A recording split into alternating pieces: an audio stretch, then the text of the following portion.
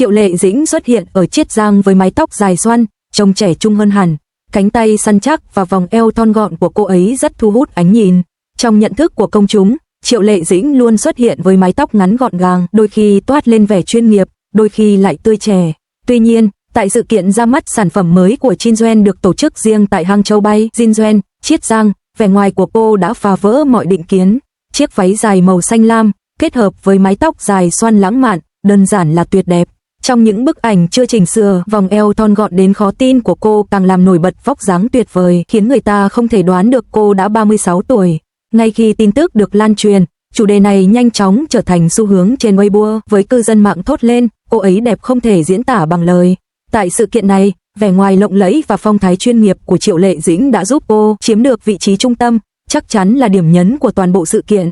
Ngành giải trí vô cùng cạnh tranh, ngoại hình đẹp chắc chắn là một lợi thế, nhưng thành công lâu dài phụ thuộc vào tài năng và danh tiếng.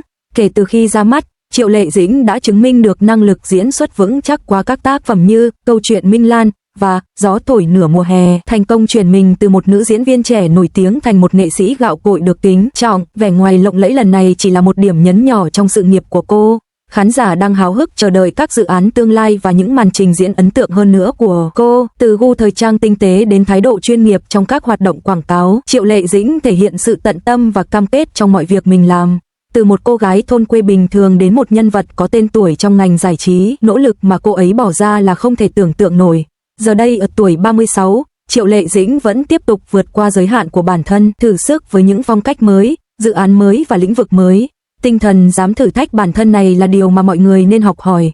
Trong tương lai, Triệu Lệ Dĩnh chắc chắn sẽ có thêm nhiều phim truyền hình và chương trình giải trí để chia sẻ với mọi người. Với sức mạnh và sự tận tâm của mình, cô ấy sẽ tiếp tục mang đến nhiều bất ngờ hơn cho khán giả, tiếp tục tỏa sáng trong lĩnh vực của mình và trở thành phiên bản hoàn thiện hơn của chính mình.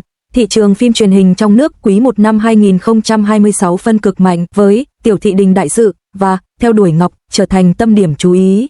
Bộ phim đầu tiên, chuyển thể từ tác phẩm đoạt giải văn học Lỗ Tấn, đạt được cả tỷ lệ người xem cao và sự đánh giá cao từ giới phê bình nhờ kịch bản chắc chắn và tái hiện chi tiết. Bộ phim thứ hai, dù lập kỷ lục về lượng người xem, lại vướng vào tranh cãi do thao túng dữ liệu và xuyên tạc cốt truyện. Chiến lược lựa chọn phim đa dạng và kỹ năng diễn xuất ngày càng hoàn thiện của Triệu Lệ Dĩnh đã tạo dựng được niềm tin quý giá cho các tác phẩm của cô, chứng minh rằng sự cân bằng giữa chất lượng và sức hấp dẫn là chìa khóa để phá vỡ thế bế tắc. Trong quý đầu tiên của năm 2026, thị trường phim truyền hình trong nước chứng kiến sự cạnh tranh khốc liệt chưa từng có. Theo số liệu từ N Group, tổng cộng 61 bộ phim truyền hình trong nước đã được phát hành trực tuyến, bao gồm 38 phim chiếu mạng và 23 phim truyền hình. So với năm ngoái, số lượng phim truyền hình mới trong nước giảm đi 2 phim nhưng tăng 3 phim so với năm trước đó, nhìn chung mức độ biến động vẫn nằm trong phạm vi bình thường.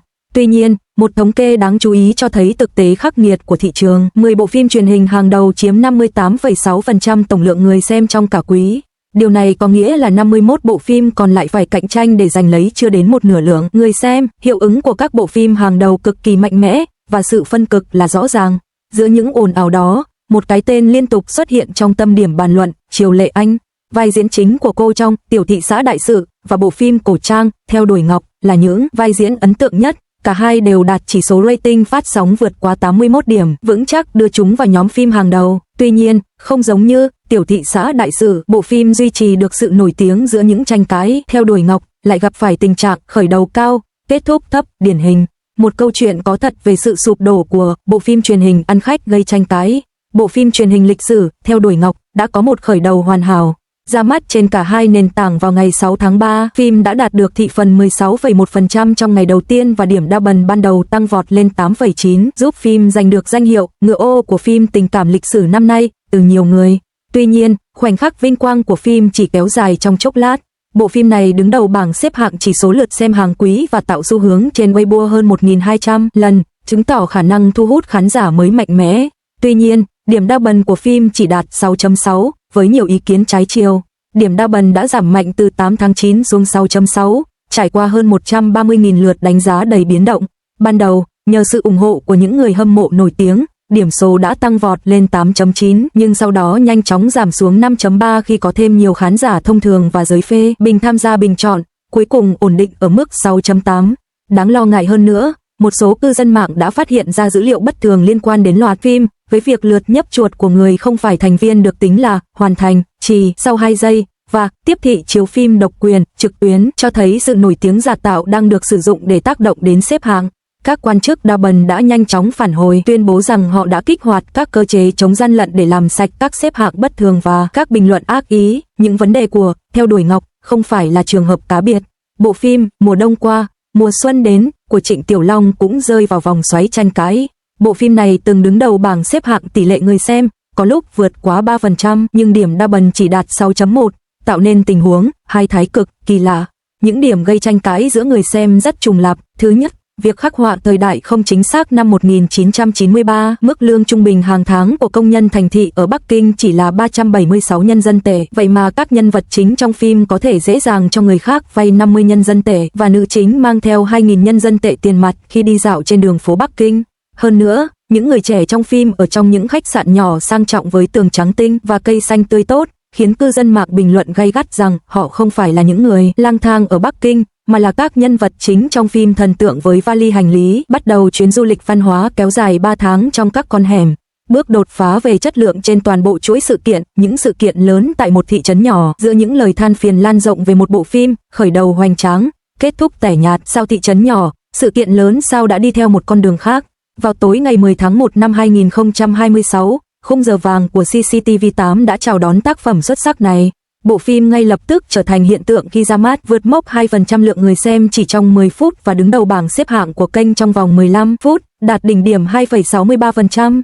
Hiệu ứng trực tuyến của phim cũng ấn tượng không kém, với lượng người xem trên Tencent Video vượt quá 22.000 lượt trong vòng 18 phút, lập kỷ lục mới về bộ phim truyền hình mới đạt 10.000 lượt xem nhanh nhất trong một năm trên nền tảng này. Điều đáng chú ý hơn nữa là bộ phim này vẫn duy trì được sự nổi tiếng ổn định bất chấp những tranh cãi. Chính đài CCTV đã gọi đây là thành công kép về tỷ lệ người xem và được giới phê bình đánh giá cao, và Cục Quản lý Phát thanh và Truyền hình Nhà nước đã đưa nó vào danh sách các tác phẩm trọng điểm cần bảo vệ trong đợt đầu tiên năm 2026, đồng thời tổ chức một hội thảo đặc biệt để thảo luận về bộ phim.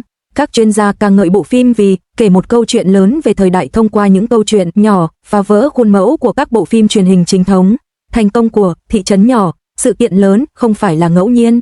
Được truyền thể từ phóng sự đoạt giải văn học của Lộ Tấn, thành phố nông dân Trung Quốc. Bộ phim dựa trên câu chuyện có thật về những người nông dân xây dựng một thành phố ở Long Gang, Ôn Châu, Chiết Giang. Phim kể về việc vào đầu những năm 1980, huyện Bình Xuyên đã thành lập thị trấn Duê 2 và cách các cán bộ cơ sở Lý Khâu Bình và Trịnh Đức Thành đã dẫn dắt quần chúng xây dựng một thành phố hiện đại trên vùng đất bùn lầy thông qua gây quỹ và hợp tác. Đội ngũ sản xuất đã quay phim tại địa điểm ở Bình Đan, tái hiện khung cảnh nông thôn những năm 1980, chú trọng tỉ mỉ đến từng chi tiết nhỏ nhất của đạo cụ. Ví dụ, giấy hộp thuốc lá mà Hoàng Hiểu Minh dùng cho đơn đăng ký và bản đồ quy hoạch thị trấn do Triệu Lệ Dĩnh vẽ tay đều toát lên không khí của thời đại đó. Đạo diễn Tôn Hạo trước đây từng đạo diễn Niềm Vui Đời, và biên kịch chính viên Khắc Bình là người đứng sau thành công của Như Dòng Sông Chảy, đảm bảo chất lượng sản xuất. Tất nhiên, những sự kiện lớn ở một thị trấn nhỏ không phải là không gây tranh cãi. Một số khán giả cho rằng nhịp phim chậm và cốt truyện rời rạc. Cảnh diễn văn tranh cử trong mùa thứ 2 kéo dài gần 20 phút đẩy cảm giác lê thê lên đến đỉnh điểm. Diễn xuất của Triệu Lệ Dĩnh cũng bị chỉ trích là dập khuôn. Trong cảnh cô cởi mũ khi múa lân, máy quay dừng lại đến tận 8 giây. Kết hợp với ánh sáng và hiệu ứng đặc biệt hoàn hảo, khán giả phàn nàn rằng nếu biết đây là phim cổ trang, người ta sẽ nghĩ đó là một quảng cáo về di sản văn hóa phi vật thể. Tuy nhiên, so với sự sa sút nghiêm trọng của các bộ phim truyền hình khác phát sóng cùng thời điểm, những tranh cãi xung quanh những sự kiện lớn ở thị trấn nhỏ giống như những khó khăn ban đầu hơn là một đòn chí mạng. Hiệu ứng vòng tuần hoàn tích cực của nhãn hiệu Triệu Lệ Dĩnh trong cuộc cạnh tranh khốc liệt của các bộ phim truyền hình quý đầu năm 2026. Có một hiện tượng đáng suy ngẫm, tại sao các tác phẩm của Triệu Lệ Dĩnh luôn giữ được sức hút dù vướng phải nhiều tranh cãi. Điều này có thể liên quan đến vòng phản hồi tích cực được tạo ra bởi cái tên Triệu Lệ Dĩnh. Từ những tác phẩm đầu tay như Huyền thoại Lỗ Chân và Hành trình của Hoa, đến những bộ phim truyền hình gần đây hơn như Gió thổi nửa mùa hè và Hạnh phúc vạn gia đình. Danh sách phim truyền hình của Triệu Lệ Dĩnh trải rộng nhiều thể loại, bao gồm phim cổ trang, phim giả tưởng, phim đô thị và phim nông thôn. Chiến lược không giới hạn này trong việc lựa chọn phim cho phép cô tiếp cận khán giả ở mọi lứa tuổi. Quan trọng hơn, Triệu Lệ Dĩnh đã trưởng thành từ một nhân vật ngây thơ và ngọt ngào thành một nữ chính trong các vai diễn của mình. Dù là Xuê San San hoạt bát và đáng yêu trong Ông Chủ và Tôi, hay Chu Treo kiên quyết và dũng cảm trong Công Chúa Hành, cô ấy luôn thổi hồn vào nhân vật của mình. Diễn xuất của cô trong vai Minh Lan trưởng thành trong câu chuyện Minh Lan, thậm chí còn được khen ngợi là diễn xuất chuẩn mực. Sự tích lũy này tạo nên nền tảng niềm tin giữa người xem. Khi một bộ phim được gắn mác, có sự tham gia của Triệu Lệ Dĩnh, người xem đương nhiên kỳ vọng bộ phim này chắc cũng không tệ. Kỳ vọng này chuyển hóa thành niềm tin ban đầu và sự sẵn lòng xem khi một bộ phim mới ra mắt, giúp tác phẩm có được thời kỳ vàng, xem phim quý giá. Đồng thời, những kỳ vọng cao này cũng buộc ekip sáng tạo phải thận trọng hơn. Kịch bản của Sao thị trấn nhỏ, sự kiện lớn sao được xây dựng chắc chắn, chuyển thể từ một tác phẩm đoạt giải văn học Lỗ Tấn, và bản thân câu chuyện cũng có chiều sâu. Sự chú trọng đến từng chi tiết của ekip sản xuất, từ quay phim tại hiện trường đến tái tạo đạo cụ, thể hiện sự chân thành của họ trong quá trình thực hiện. Vòng tuần hoàn khép kín, trân trọng danh tiếng, kiểm soát chất lượng nghiêm ngặt, củng cố tiếng lành đồn xa, đang trở thành con đường hiệu quả để phá vỡ tư duy làm giàu nhanh chóng trong ngành. Trong khi ngày càng nhiều bộ phim truyền hình cố gắng tạo ra sự nổi tiếng ngắn hạn thông qua chiêu trò tiếp thị và thu hút lượt xem, mô hình của Triệu Lệ Dĩnh cho thấy một khả năng khác, xây dựng lòng tin lâu dài của khán giả bằng cách liên tục cung cấp chất lượng ổn định.